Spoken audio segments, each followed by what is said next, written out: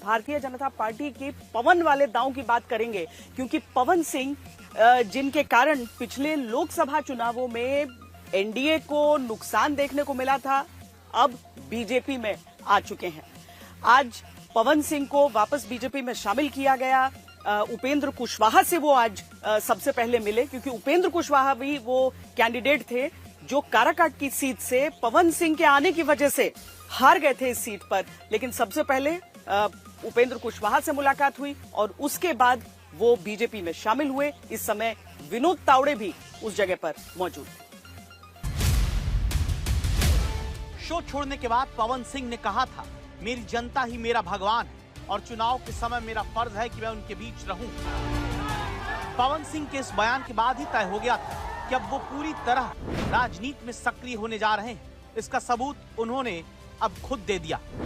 Bhojpuri industry के superstar की BJP में वापसी हो चुकी है। दिल्ली में ये उनकी गृह मंत्री अमित शाह के साथ मुलाकात की तस्वीरें हैं। दोनों 30 मिनट तक मिलते हैं। इस दौरान पवन सिंह ने अमित शाह को गमछा पहनाया। इसके बाद पवन सिंह बीजेपी अध्यक्ष जेपी नड्डा से मिलने पहुंचते हैं, उन्हें शॉल भेंट करते हैं। बीजेपी अध्यक्ष से मुलाकात के बाद जब पत्रकारों ने पवन सिंह से बीजेपी में दोबारा शामिल होने को लेकर पूछा, तो पवन सिंह ने कहा कि वो बीजेपी से कभी अलग ही नहीं हुए थे।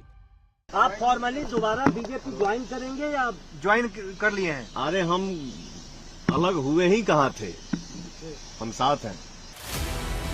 सवाल है कि जिन पवन सिंह को बीजेपी ने 2024 के लोकसभा चुनाव के दौरान पार्टी से निकाला, अब उन्हीं पवन सिंह को बीजेपी अपना चुनावी स्टार क्यों बना रही है?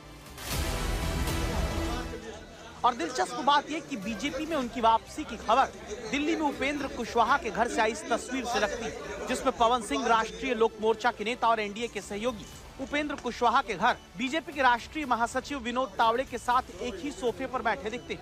इस मुलाकात के बाद विनोद तावड़े ने बाहर आकर वो ऐलान किया जिसकी गूंज बिहार विधानसभा चुनाव में सुनाई दे सकती है।